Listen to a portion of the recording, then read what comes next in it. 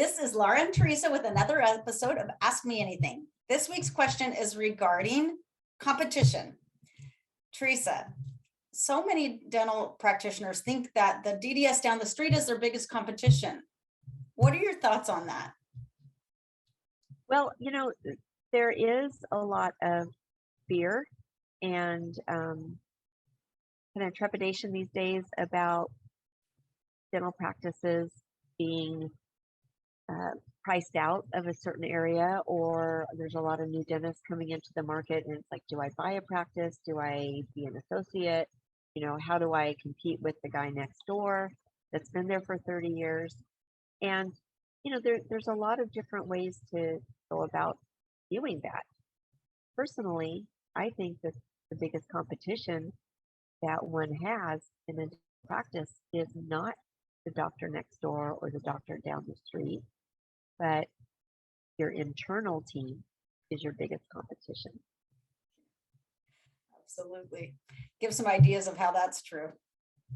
Well, one area is going to be team members that are not properly trained.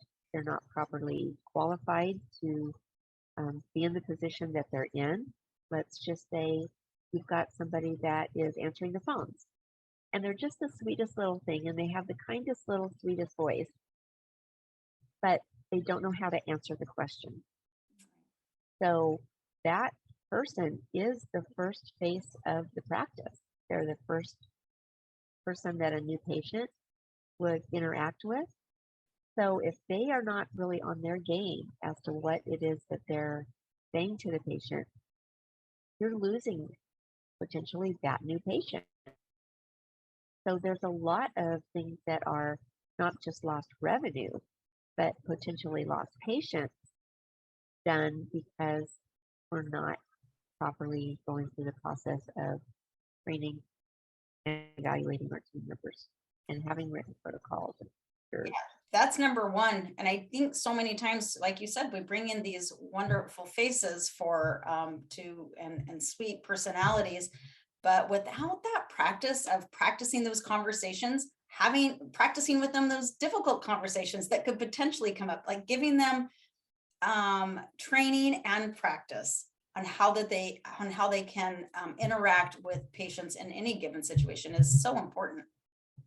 Right. And now, we're dealing with many offices that are short-staffed. They have very few team members. They're having trouble obtaining good qualified team members. They're having trouble keeping team members. And so, there's a lot of chaos going on in our practice. And so what happens is the doctor says, I don't have time to properly train them. I just need to get them in the chair and working. And kind of my reply to that is, you don't have time not to. If you don't take the time to properly train your team from the day they start, it's just going to be nothing but compounded frustration and compounded loss of revenue. It takes time and money to train a team member properly, but the loss that you can incur from not training a member properly far outweighs the little bit on the front end that it would take. Absolutely. Everything that we offer is about the patient experience. And if they don't have a good experience, whether it's their first time in or their fifth time in, that's a potential loss. And absolutely, that's where your competition can win you over. So taking the time to train your people, you don't have time not to do it. Exactly. And so, when we think of competition, we do think of the person next door, the person that's across from us or across town, or whoever's got the lowest price. Competition does not always mean that. Yeah, practice can implode from the inside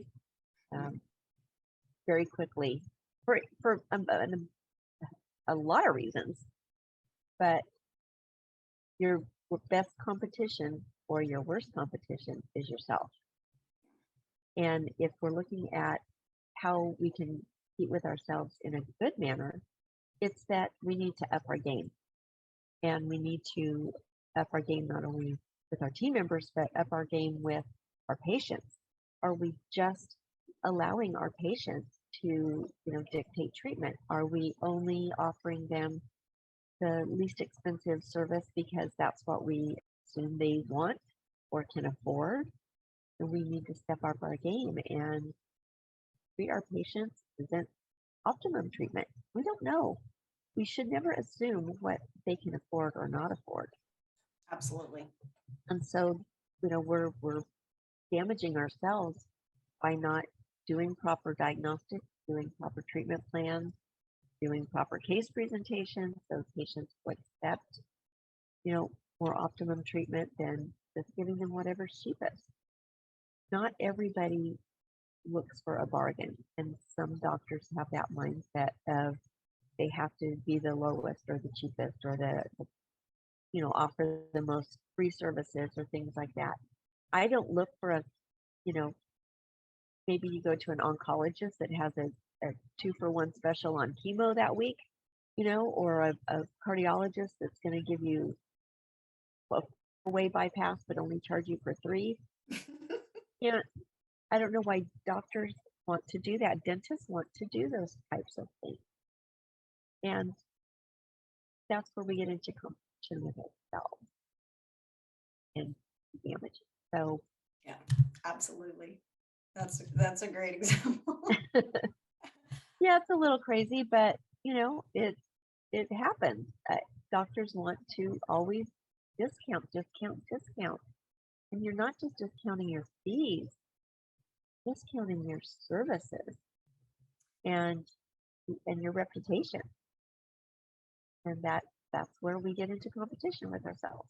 I agree. And all of those conversations start with building rapport with and asking the right questions of your patient. Exactly. What are your thoughts on that? Do you think that they're asking enough questions, or what are some of the questions that they can ask patients to encourage them to open up, understand the value, build rapport? Like, is there a handful of questions that are key to I guess just a chance to educate, but also a chance to understand what is important to them and add value? Well, I think one of the first things that needs to happen that I rarely see happen is that relationship that starts to cultivate right off the bat with a new patient, whether it's on the phone or whether it's in the auditory during the evaluation period. We're asking too many closed-in questions. Any changes with your health? No. When's the last time you saw a dentist? 6 months. We're not asking how did you feel about your last dental experience? What was it that caused you to change providers?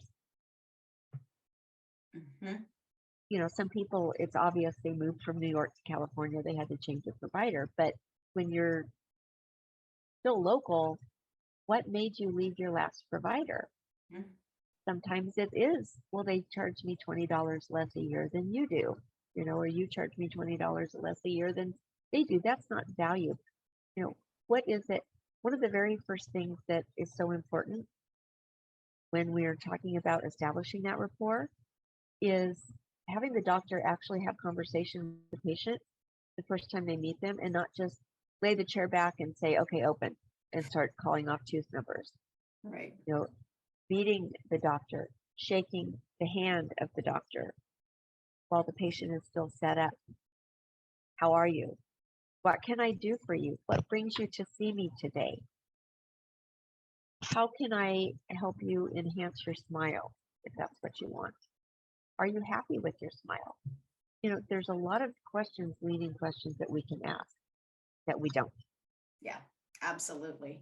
It's just hurry up, get in the chair, open your mouth, do an exam, and you're out. Yeah. So don't be in competition with yourself. Add value for your team and your patients. Email or DM us to get all the answers to your big questions in your dental practice.